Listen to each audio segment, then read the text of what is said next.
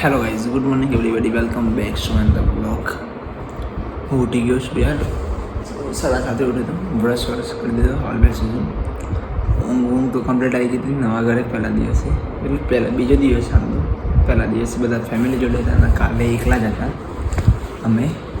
અને પછી થોડું પ્રોબ્લેમ થયો, શોર્ટ આઉટ થઈ ગયો હતો પહેલા દિવસે. એ ઘરે કીધું નહીં થઈ ગયું બધું શોર્ટ આઉટ કહેવાનું નહીં. હવે જલ્દીથી રેડી થઈ જવું પડશે. બ્રશ તો થઈ ગયું, ફ્રેશ થઈ જાઉં. ચા તો હું ઓફિસમાં જઈને દૂધ પી લઈશ, દૂધનું બિસ્કીટ કંઈક નાસ્તો કરી લઈશ. પછી જઈશ લંચ બોક્સ લેવા. લંચ બોક્સ લઈ જઈએ ઓફિસ. લંચ બોક્સમાં દરરોજ 10 મિનિટ પહેલાં નીકળવું પડે, કેમ કે ત્યાં સોસાયટીમાં જઈને ચોથા માળે જવાનું છે. થોડું જલ્દી જ નીકળવું પડે દર વખતે. થોડું અલગ લાગે 2-4 દિવસ પછી કમ્પ્લીટલી લાઈફ સેટ થઈ જશે. કેમ કે પેલું પહેલાંથી હું જોઈન્ટ ફેમિલીમાં રહેલો છું. તે પીજીમાં બી અમે 2-3 લોકો હતા. પહેલાં ભાઈના ઘરે હતો, એના પહેલાં હું ગામડે જ રહેતો હતો. હોસ્ટેલમાં તો રહેલો જ નહીં, સહેજ બી કોઈ દિવસ નહીં રહેતો. પીજીમાં બી ફર્સ્ટ ટાઈમ રહેતો પીજીમાં. હાલ ફરતી એકલો અહીંયા રહો, ગામડે કોઈ કહે નહીં. બગાસ આવું છે. ઊંઘ તો કમ્પ્લીટ આવી ગઈ હતી. બેગમાં બી કંઈ પ્રોબ્લેમ નહીં, કેમ કે નવી સિટી લાવ્યા ને, સિટીના પ્રાઇસ પ્રમાણે ગાડીની પ્રાઇસ એમ ડલ્લોક કહીએ જેવી કંઈ ખબર નહીં. બેગમાં સહેજ બી પ્રોબ્લેમ નહીં આવે, શાંતિથી જે સાઈડ કરો ને એ સાઈડ આવી જાય. બેગમાં દુખતું ને હાલત દુખ્યું કે સહેજ બી નીચે ઊંઘતા ને કંઈક ને કંઈક બેગમાં દુખતું હોય, આમ છે ને તેમ છે. આજે શાંતિ હતી. તો જલ્દી રેડી થઈ જઈએ યાર, નીકળીએ કંપની માટે. પછી પપ્પાને કહેશે સુધી નહીં, એમને કાલ ટેન્શન આવી જાય એટલે કંઈ કહેતો નહીં યાર, કહેવાનું નહીં. ચલો રેડી થઈ જઈએ, નીકળીએ, મળીએ થોડી વાર પછી. હેલો ગાઈસ, ચલો હવે જઈએ ઓફિસે. ટાઈમ થઈ ગયો છે. હવે જેટલો લંચ બોક્સ લેવા જવાનું એટલે હું 15-20 મિનિટ પહેલાં નીકળ્યો. ત્યાં દિવસે લંચ બોક્સનું કેવું બનાવવા જોઈએ બસ સારું સિમ્પલ હોય તો બી ચાલે. કેમ ઘરે ઘરનું હોય ને એટલે સારું. બહારનું ખાવાનું તો કંટાળે એવો ખબર નહીં પડે મેળાવે. શું પ્રોબ્લેમ છે એ બી કહીશું સાંજે.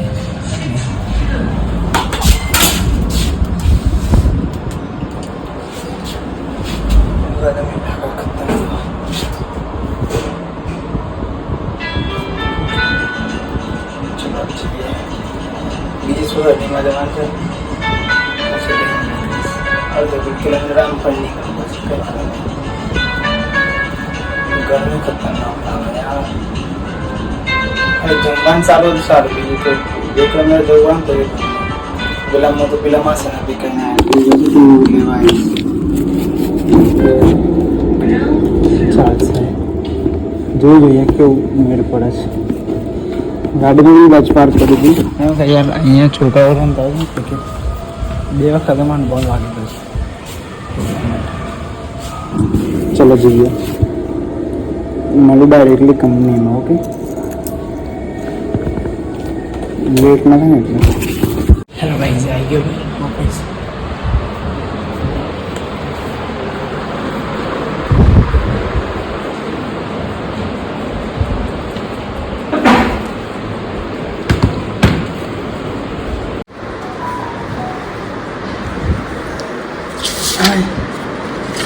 કલાક દિવસે બોમ્બ રાત્રે બધી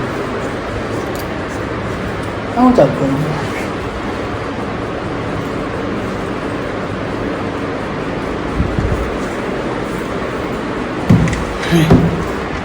ચલો ગાઈસ, કામ કરી લંચ બોક્સ લેવા જતો નહીં.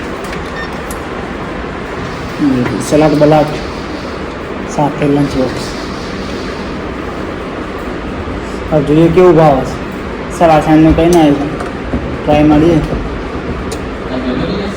ના રાત્રે અત્યારે લંચ બોક્સ લઈને આવ્યો, આજનું કંઈ ના આવ્યું છે. ચલો મેડિસિન પ્રેઝન્ટર સાહેબ. ચલો ગાઈસ મળીએ સાંજે. કામ છે, કામ કરો બરાબર. કાલનો સુધી છે આને પ્રવચન કરીએ થોડું. ચલો ભાઈ જે ઘરે પેલું ગીતા ચિરાગ હા આજે મૂડ નહીં કાંઈ.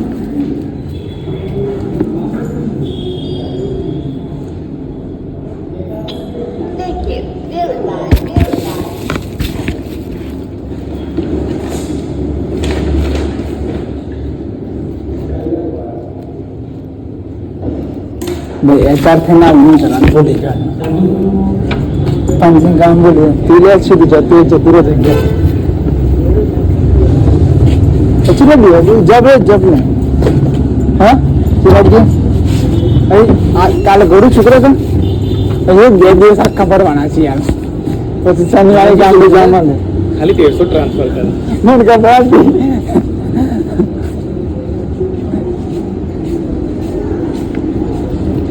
चला जाइए गाड़ी क्या बस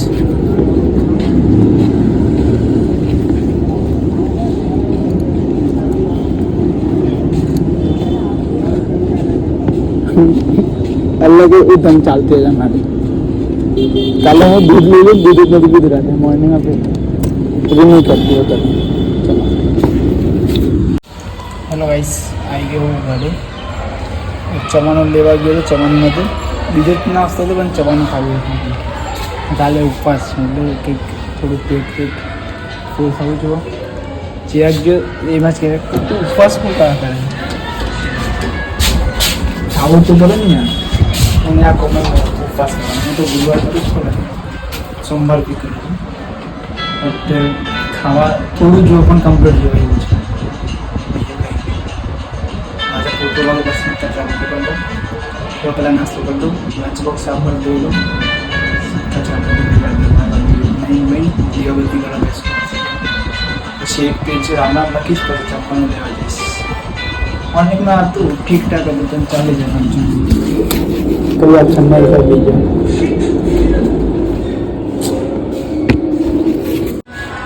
ચાલો ગાઈસ હું જાઉં જમવાનું લેવા જાઉં છું.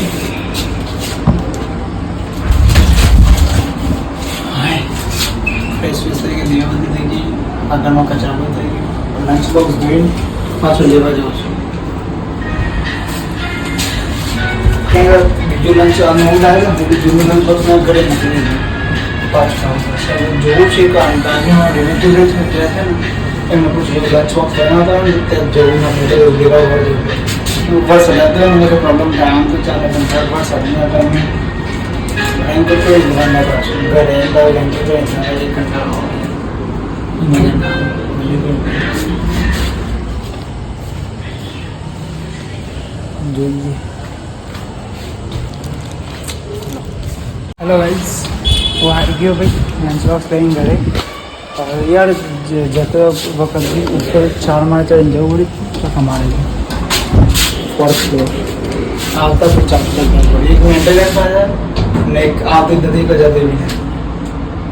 અને છોલે ને ભાખરીનું શાક જોઈએ છોલે ને ભાખરી ભાખરીનું શાક નહીં ક્યાંકથી ગુરુવારે ઉપવાસ કર્યો એટલે તારે જે ખાવું હોય એવું બનાવી દઈશ.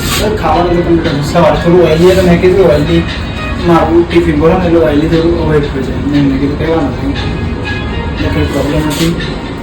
2-4 દિવસ ટ્રાય કર્યા પછી ખબર પડે શું છે. આ ડેમ લેક કેમ થઈ ગયું?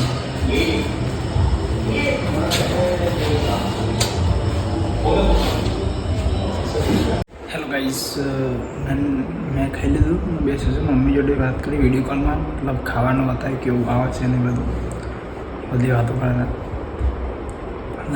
ખાવાનું તો એક નંબર હતો બાકી ચકાચક છોલે ને ભાખરી બંને કમ્પ્લીટ હતું.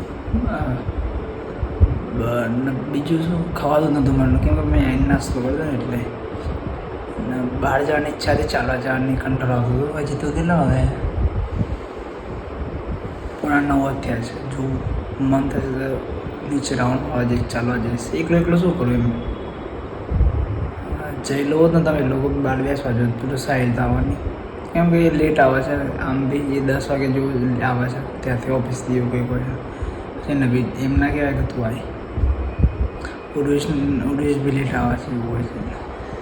જમવા જવાનો એટલે બધાનું ટાઈમિંગ અલગ અલગ હોય ને એટલે જોઈએ કંઈ વાંધો નહીં. તો ઘરે કોલ કરું, મમ્મીને કોલ કરવાનો છે મારે. એને કીધું આપણે વાત કરી શાંતિથી, મને ટાઈમ નહોતો એટલે. તો ગાઈસ આ બ્લોગ હું અહીંયા જ એન્ડ કરું છું. તો good night, take care, sweetie, like comment channel subscribe કરવાનું ના ભૂલતા. તો કાલે મળીને આ બ્લોગ સાથે હવે ટેક કેર. અને હવે થોડો ફ્રી પડે છે કામમાં, બધું થોડું કામ બાકી છે, થઈ જશે. બટ હવે થોડું પાછું કમ્પ્લીટલી રિએક્ટિવ થવાનું છે. કેમ કે બહુ ટાઈમથી 1-1.5 મહિનાથી મેં સમથિંગ 2 મહિનાથી હું કંઈ કામ નહોતું કરતો, કંઈ શૂટ જ નહીં કર્યું, મેં કંઈ બી એક રીલ નહીં બનાવી, કંઈ નહીં કર્યું.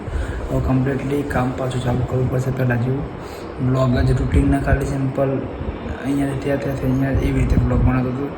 હવે કમ્પ્લીટલી શૂટ ચાલુ કરવું પડશે. રવિવારે કંઈક ને કંઈક ચાલુ બનાવવું પડશે હાથે. કેમ કે પહેલાં ચાલતું થવું નહીં. કેમ કે 2 મહિના એમાં જ કે હું કામ કરું છું ઘરનું, એ વખત ચાલી જતું, બટ હવે નહીં. તો કંઈ વાંધો નહીં, પાછું રિએક્ટિવ થઈ જઈશ. કમ્પ્લીટલી બ્લોગ ચાલુ થશે ગુજરાતી. હવે જો ગુજરાતી જ બનાવી મોસ્ટલી, જોઈએ શું થાય છે. તો આ બ્લોગ અહીંયા એન્ડ કરશું. તો good night, take care, bye, take care.